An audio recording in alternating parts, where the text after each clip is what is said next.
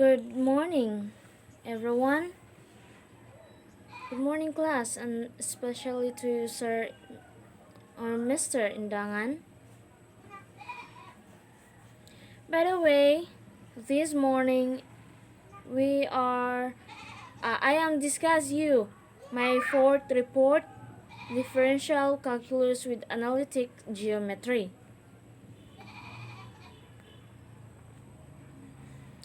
The topic is all about functions. By the way, I am your presenter, Miss Crystal Mii Bustamante from BS Ed for Mathematics. Before I discuss, we should pray first. Gracious God, thank you for the blessing of education.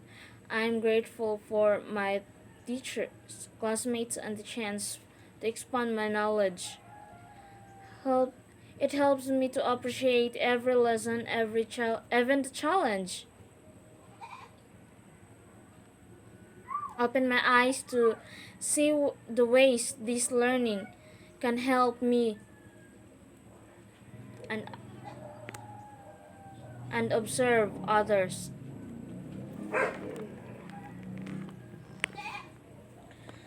So, our learning objectives, guys, did you hear me? Okay, thank you. Our learning objectives, students will be able to define a function and explain the relationship between input and output values, distinguish between different types of functions, linear, quadratic, exponential, logarithmic, trigonometric functions. Interpret the meaning of domain and range of a function. Recognize and explain the vertical line test for determining if a relation is a function. So functions for domain and range. A function f is a rule that assigns to each element x in a set D exactly one element called f of x in a set E. We usually consider functions for which the sets D and E are sets for real numbers.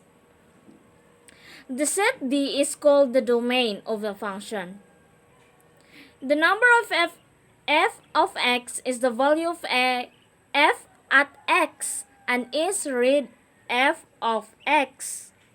The range of f is the set of all possible values of f of x as x varies throughout the domain. A symbol that represents an arbitrary number in the domain of a function f is called an independent variable.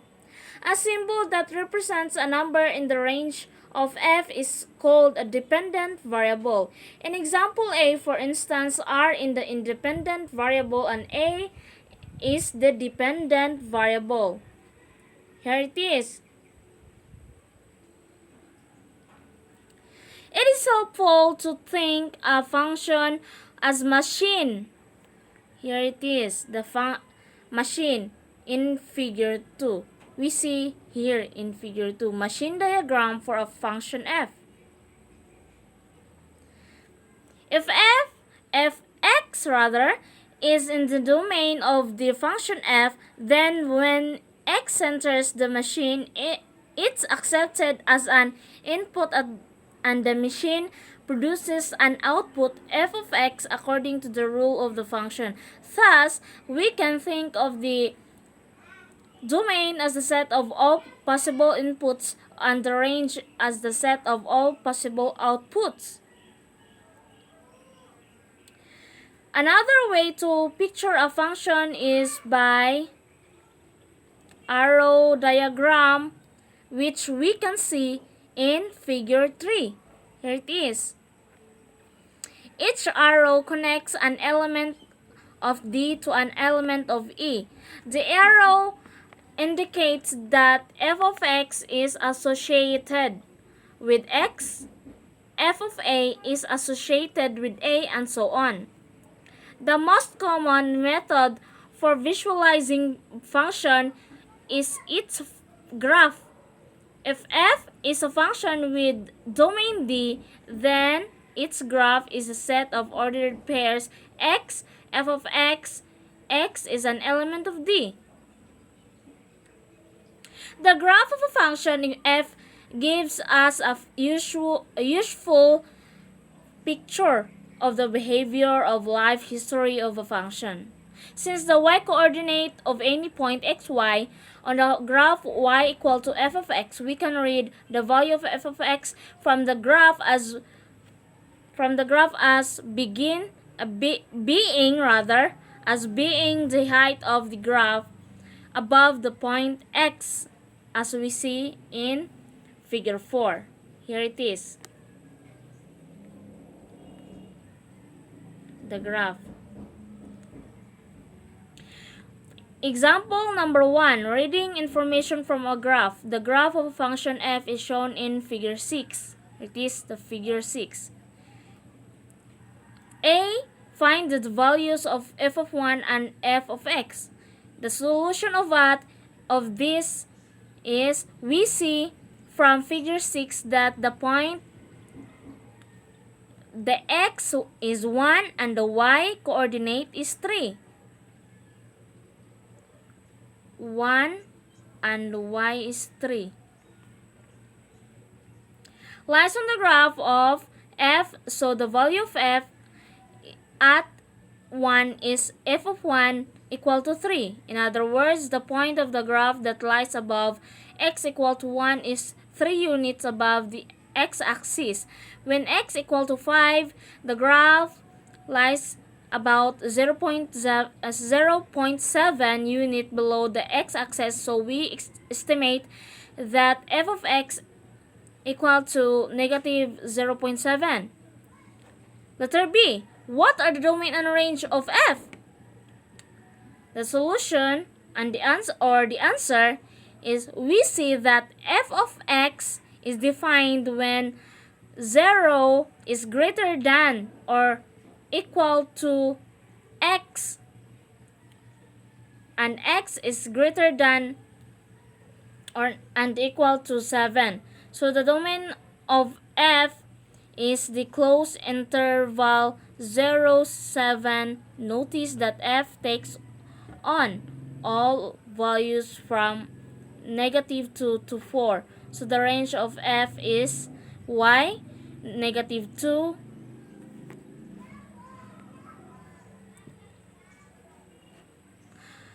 negative 2, and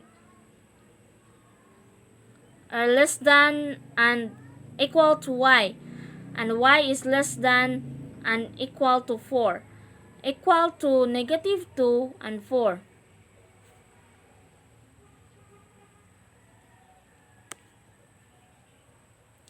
Representations of functions. There are 4 possible ways to represent a function. Verbally, by a description in words. Numerically, by a table of values.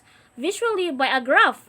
Algebraically, by an explicit formula. If a single function can be represented in all 4 ways, it's often useful to go from one representation to another to gain additional insight into the function. But certain functions are described more naturally by one method than by another. With this in mind, let's re-examine the 4 situations that we considered at the beginning of this section. The vertical line. The vertical line test. A curve in the xy plane is the graph of a function of x if and only if no vertical line intersects the curve more than one. The reason for the truth of the vertical line test can be seen in figure 13. Here it is. These two graph is the figure 13. If each vertical line x equal to a intersects a curve only once at AB, then exactly one functional value is defined by f of a equal to b. But if a line is x if a line x equal to a intersects the curve twice at AB and AC, then the curve can't represent a function because a function can't assign two different values a.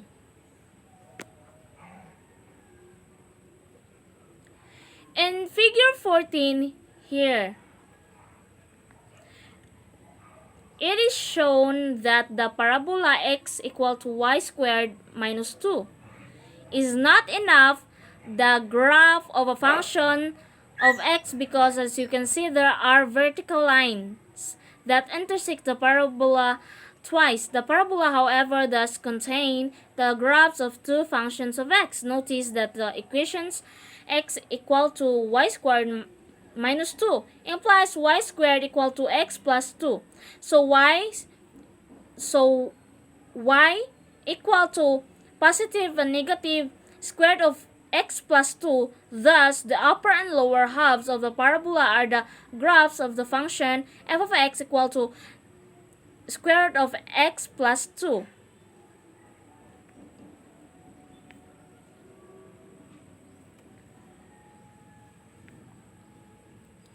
In piecewise defined function, the function in the following four examples are defined by different formulas in different parts in their domains. Here it is. Example 7, graphing a piecewise piecewise defined function. A function f is defined by f of x equal to 1 minus x if x is less than and equal to 1, and x squared if x is greater than 1. Evaluate f of 0, f of 1, and f of 2 and sketch the graph. Here it is, the graph. Solution. If x is less than and equal to 1, then the value of f of x is 1 minus x. On the other hand, if fx is greater than 1, then the value of f of x is x squared. The next example of the piecewise defined function is the absolute value function. Recall that the absolute value of a number a denoted by like this is the distance from a to 0 on the real number line. Distances are always positive or 0, so we have absolute value of a is greater than or and equal to 0 for every number a. In general, we have absolute value of a is equal to positive a if a is greater than and equal to 0. Absolute value of a equal to negative a if an a is less than 0. Remember that if a is negative, then negative a is positive.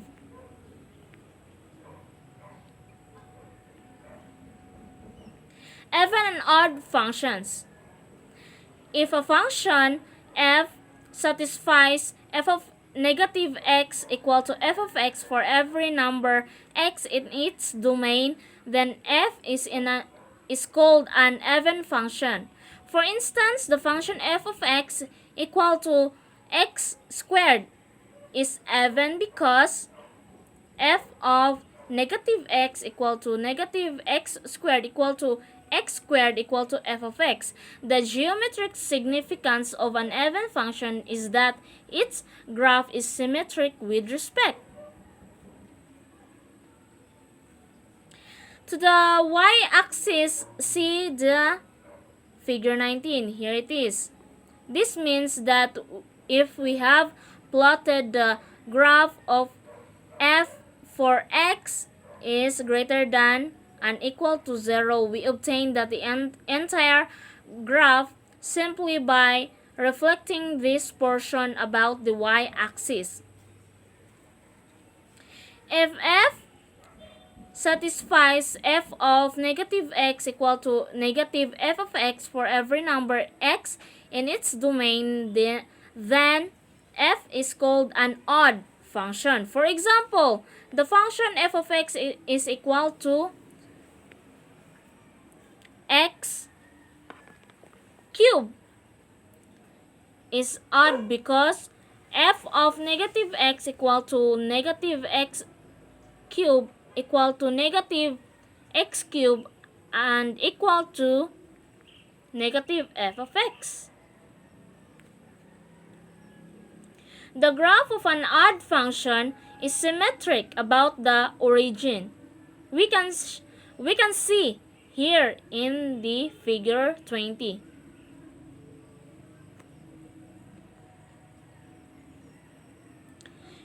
For example, number 11, determine whether each of the following function even, odd, or neither even nor odd. For letter A, f of x equal to x to the power of 5 plus x is an odd function. It is because the solution of it is f of negative x equal to negative x to the power of 5 plus negative x equal to negative 1 to the power of 5x to the multiplied by x to the power of 5 plus negative x equal to negative x to the power of 5 negative minus x equal to negative x to the power of 5 plus x and equal to negative f of x. Therefore, it is an odd function. For letter B, g of x equal to 1 minus x to the power of 4 is an even function.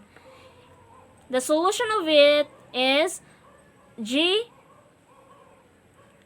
of negative x equal to 1 minus negative x to the power of 4 minus 1 minus negative 4 equal to g of x. For letter C, h of x equal to 2x minus x squared. H of negative x equal to 2 negative x minus negative x squared equal to negative 2x minus 2 minus square x squared. Since h of negative x is not equal h of x, and h of negative x is not equal of negative h of x, we conclude that the h is neither even nor odd. The graphs of the function in example 11 are shown in figure 21. Here it is for letter A. And letter B, here it is. And for letter C.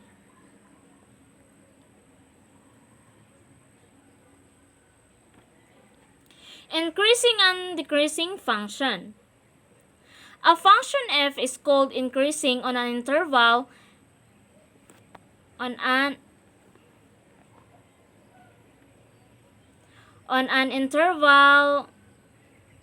L if f of x sub 1 is less than of f of x sub 2. Whenever x sub 1 is less than x sub 2 in